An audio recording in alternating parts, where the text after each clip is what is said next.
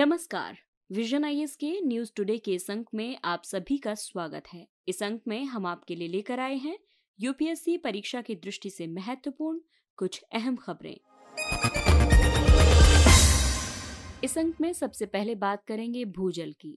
एक अध्ययन के अनुसार भारत में भूजल स्तर में गिरावट से शीतकालीन फसल की गहनता में 20% तक की कमी हो सकती है। हाल ही में एक शोध पत्र ने भारत में शीतकालीन बुआई क्षेत्रों के लिए सिंचाई के 3 मुख्य प्रकारों, जिसमें कि कुओं, नलकूपों और नहरों का अध्ययन शामिल किया गया और साथ ही भूजल डेटा का विश्लेषण किया गया।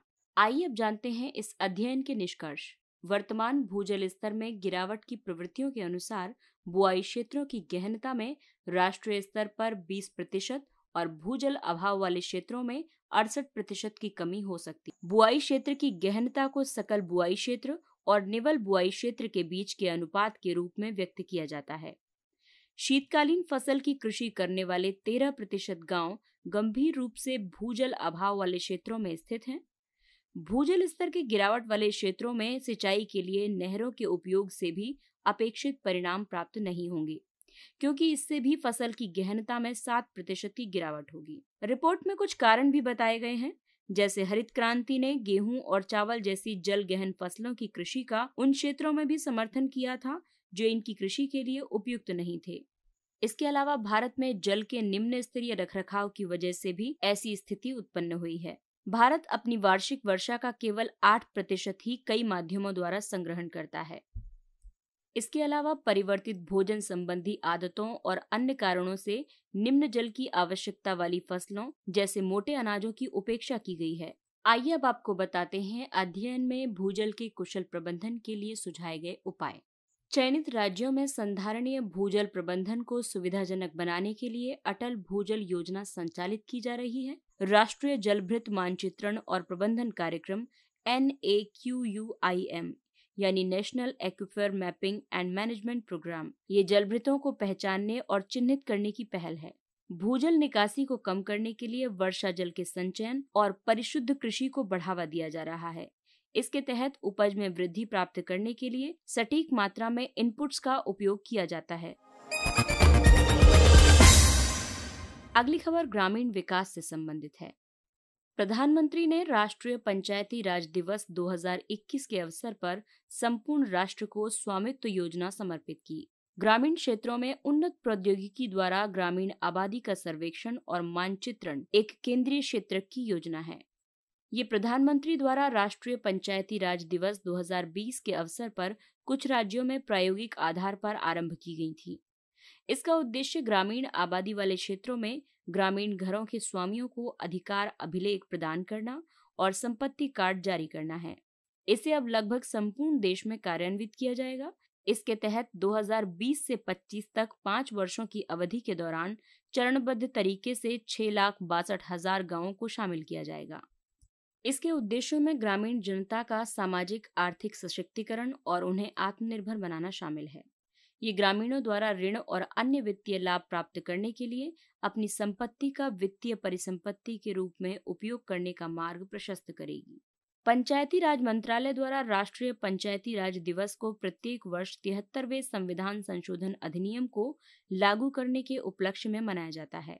आपको बता दें कि इस अधिनियम ने पंचायती राज संस्थानों को सरकार के तीसरे स्तर के रूप में स्थापित किया था। इस अवसर पर मंत्रालय कई श्रेणियों में देश भर में सर्वश्रेष्ठ प्रदर्शन करने वाली पंचायतों, राज्यों, संघ शासित प्रदेशों को पुरस्कृत करता है। इन पुरस्कारों में शामिल हैं दीनदयाल उपाध्याय पंचायत सशक्तिकरण पुरस्कार, नानाजी देशमुख राष्ट्रीय गौरव ग्राम सभा पुरस्कार, बाल सुलभ ग्राम पंचायत पुरस्कार, ग्राम पंचायत विकास योजना पुरस्कार, ई पंचायत पुरस्कार, जो कि केवल राज्यों या संघ शासित प्रदेशों को दिया जाता है। अगली खबर जलवायु परिवर्तन और इसके प्रभावों से संबंधित है। उत्तराखंड की नीति घाटी में हिमनद टूटने की घटना घटित हुई है। हाल ही में उत्तराखंड के चमोली जिले में भारत चीन सीमा के पास नीति घाटी के सुमना क्षेत्र में एक हिमनद के टूटने की घटना घटित हुई है।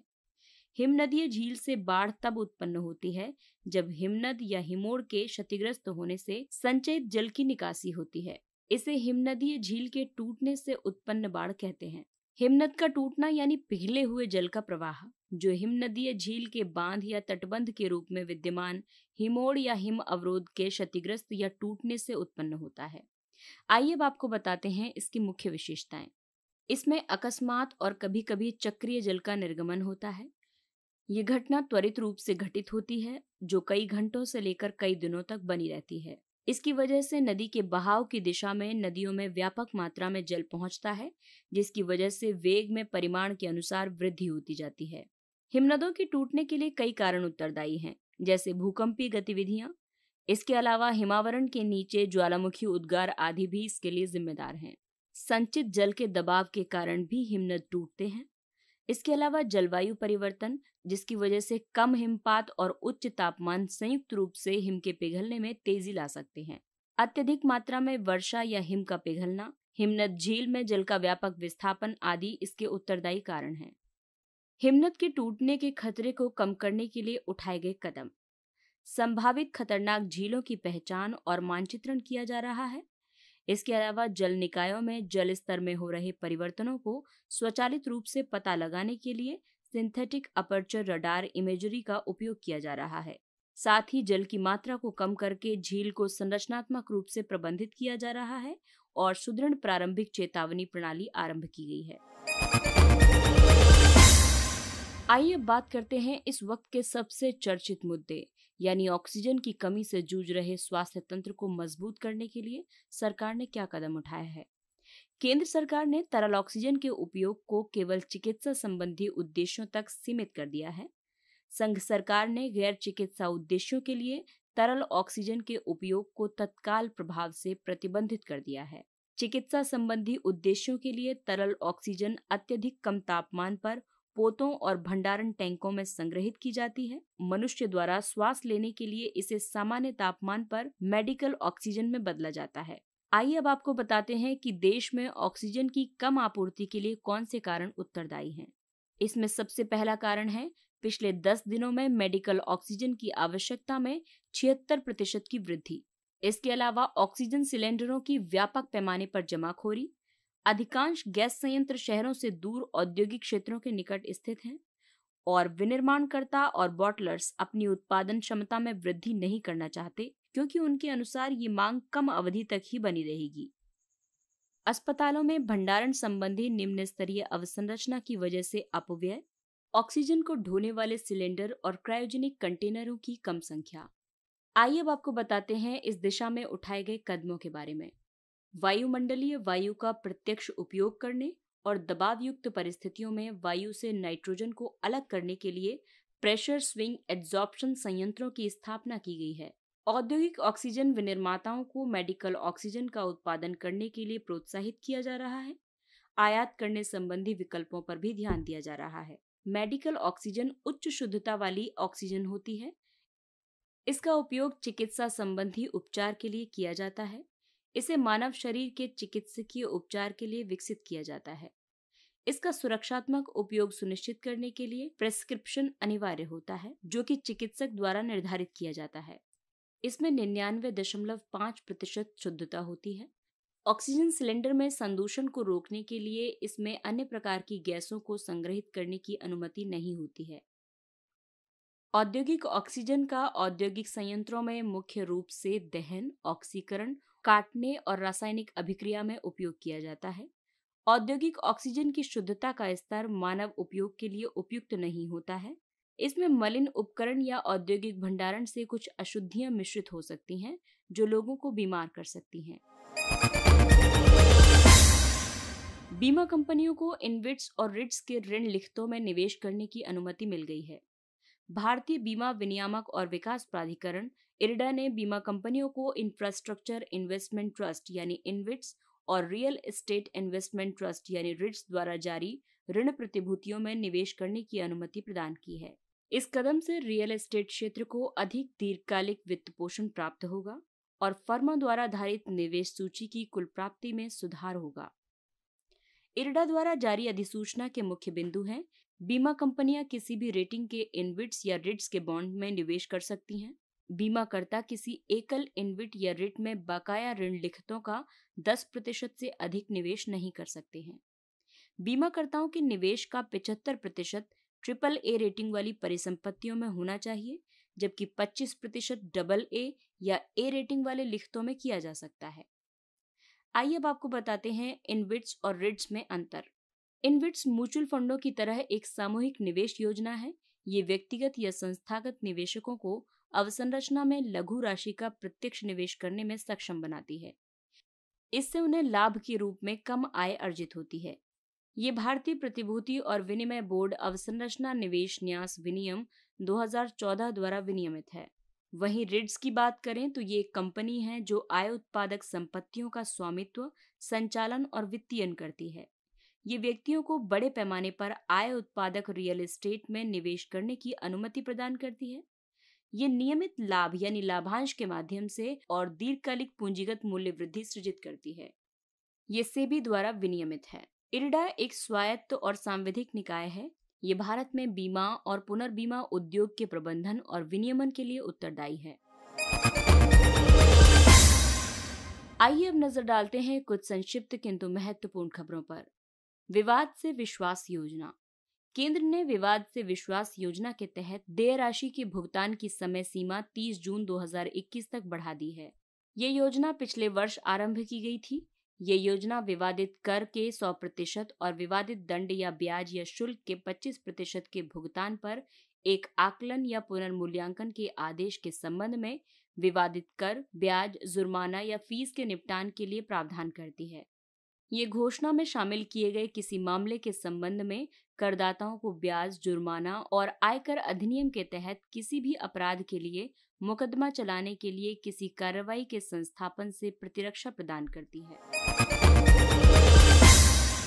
म्यांमार पर आसियान की पहल। भारत ने म्यांमार में हिंसा को समाप्त करने के लिए आसियान यानी association of south east Asian Nations की अगुवाई में एक पहल का स्वागत किया है, क्योंकि फरवरी 2021 में आंग सान सू की के नेतृत्व वाली सरकार को सेना ने खारिज कर दिया था। आसियान नेताओं ने 5 बिंदुओं पर सहमति प्रकट की है, जिसमें शामिल है हिंसा समाप्त करना, सभी पक्षों के बीच एक रचनात्मक संवाद स्थापित करना, संवाद की सुविधा के लिए एक विशेष आसियान दूत नियुक्त करना, सहायता की स्वीकृति और म्यांमार के सैन्य नेता के साथ दूत द्वारा म्यांमार की यात्रा। ट्रैकोमा। घाना के बाद ट्रैकोमा को उन्मूलित करने वाला गैम्बिया दूसरा अफ्रीकी राष्ट्र बन गया है। ट्रैकोमा एक नेग्लेक्टेड उष्णकटिबंधीय रोग और विश्व भर में दृष्टिहीनता का प्रमुख संक्रामक कारण है। ये क्लेमाइडिया ट्रैकोमैटिस जीवाणु द्वारा नेत्र में बार बार संक्रमण की वजह से होता है। ये एक संक्रामक रोग है जो संक्रमित व्यक्ति के नेत्रों, पलकों और नाक या गले के स्राव के संपर्क से प्रसारित होता है। विश्व स्वास्थ्य संगठन ने वर्ष 2030 तक ट्रैकोमा के वैश्विक उन्मूलन का लक्ष्य निर्धारित किया है। भारत ने वर्ष 2017 में ट्रैकोमा का उन्मूलन कर दिया था। मंगल पर नासा के परसीवरेंस रोवर द्वारा ऑक्सीजन का निष्कर्षण। मंगल पर नासा के परसीवरेंस रोवर ने कार्बन डाइऑक्साइड से 98% से अधिक शुद्धता के साथ ऑक्सीजन का उत्पादन किया है। ये किसी अन्य ग्रह के परिवेश से प्राकृतिक संसाधन का प्राथमिक प्रायोगिक निष्कर्षण है। ऑक्सीजन का उत्पादन रोवर में किया गया था, जिसे मोक्सी यानी Mars oxygen in situ resource utilisation experiment कहा जाता है। मंगल के वातावरण में 96% सांद्रता के साथ CO2 प्रचुरता में विद्यमान है। इससे प्रति घंटे 10 ग्राम तक ऑक्सीजन का उत्पादन करना अपेक्षित है। Deep time project. ये एक think tank human adaptation institute के नेतृत्व में एक परियोजना है जो ये परीक्षण करती है कि लोग समय और स्थान की भावना के लोपन पर किस प्रकार प्रतिक्रिया करते हैं। इस परियोजना के तहत स्वयंसेवकों का एक समूह दक्षिण पश्चिम फ्रांस में एक गुफा में रहा था, जिसमें कोई फोन, घड़ी या सूर्य का प्रकाश नहीं था। इस अलगाव के कारण समूह को समय सीमा के सृजन के लिए समय की माप का उपयोग करने में सक्षम हुए बिना कार्यों को व्यवस्थित करना पड़ता था। महावीर जयंती। ये 24वें और अंतिम जैन तीर्थंकर की जयंती है। भगवान महावीर को जैन धर्म का संस्थापक माना जाता है और वर्धमान के रूप में भी जाना जाता है। उनकी शिक्षाएं जैन धर्म के मुख्य आधार हैं, जिन्हें जैन आगम के नाम से भी जाना जाता है। जैन धर्म के 5 व्रतों या महाव्रतों में अहिंसा, सत्यवादिता, चोरी नहीं करना यानी अस्तेय, शुद्धता यानी ब्रह्मचर्य और अनासक्ति यानी अपरिग्रह शामिल है। जियो और जीने दो का उनका दर्शन समानता और मानवीय गरिमा की भावना को प्रोत्साहित करता है। वरुण अभ्यास 2021 ये भारत और फ्रांस के बीच वार्षिक संयुक्त नौसेना अभ्यास है। ये 3 दिवसीय अभ्यास पश्चिमी अरब सागर में संपन्न हुआ। इसके साथ ही ये अंक समाप्त होता है। अगले अंक में फिर मुलाकात होगी कुछ अन्य महत्वपूर्ण खबरों के साथ, लेकिन तब तक के लिए विजन IAS की पूरी टीम आपसे अपील करती है कि दवाई भी और कड़ाई भी के मंत्र को याद रखें और कोरोना के खिलाफ 1 मई से शुरू हो रहे टीकाकरण अभियान में 18 वर्ष से ऊपर आयु के सभी लोग टीका लगवाएं और अपने परिवार की सुरक्षा सुनिश्चित करें। हाँ, लेकिन इसके साथ ही मास्क पहनें, हाथ और मुंह साफ रखें और 2 गज दूरी का पालन करें। और इसके साथ ही विजन IAS की पूरी टीम को दीजिए अनुमति। नमस्कार।